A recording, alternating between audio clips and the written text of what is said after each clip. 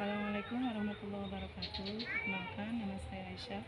Saya adalah mahasiswa semester 7 Universitas Terbuka, Prodi PGSD. Kali ini saya akan melakukan praktikum tentang materi ekosistem. Alat dan bahan yang disiapkan yang pertama adalah lembar pengamatan dan alat tulis serta lingkungan sekitar. Ekosistem adalah hubungan timbal balik atau interaksi antara makhluk hidup dengan lingkungannya. Ya. Ekosistem sendiri ada komponennya, yaitu abiotik dan biotik. Komponen abiotik atau lingkungan tak hidup terdiri atas tanah, kemudian cahaya matahari, dan juga suhu.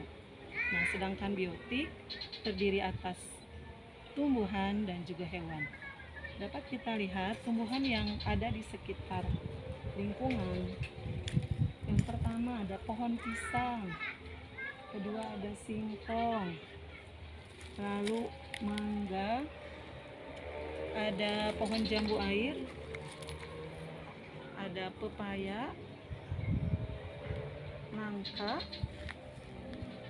serta yang lainnya. Selain tumbuhan, di sini juga terdapat beberapa hewan seperti burung, ada katak, ada semut, serta lebah, ya, dan lain sebagainya. Dalam ekosistem, semua unsur itu saling berhubungan, ya, satu sama lain untuk mempertahankan kehidupan. Contohnya adalah tumbuhan yang ada di sekitar sini memerlukan cahaya matahari untuk proses fotosintesis. Nah, berdasarkan perannya, komponen biotik dibagi menjadi 3. Yang pertama produsen, yang kedua konsumen, dan yang ketiga pengurai. Apa itu produsen? Produsen adalah makhluk hidup yang dapat menghasilkan makanannya sendiri.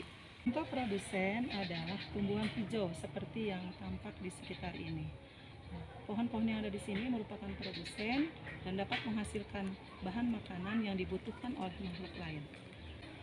Yang kedua adalah konsumen. Konsumen yaitu makhluk hidup yang memperoleh energi dengan memakan makhluk lain, seperti hewan dan manusia. Konsumen sendiri terbagi menjadi 2, ada konsumen tingkat pertama dan yang kedua konsumen tingkat kedua. Konsumen tingkat pertama apa?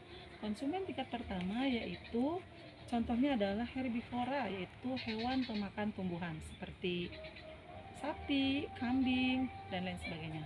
Sedangkan karnivora yaitu hewan pemakan daging, contohnya harimau, lalu kucing, dan lain sebagainya. Dan yang ketiga adalah pengurai. Pengurai yaitu berupa jamur dan bakteri. Nah, pengurai ini menguraikan sisa makhluk hidup menjadi zat-zat yang dapat menyuburkan tanah. Ekosistem sendiri terbagi menjadi 2. Yang pertama ekosistem alami, yang kedua ekosistem buatan.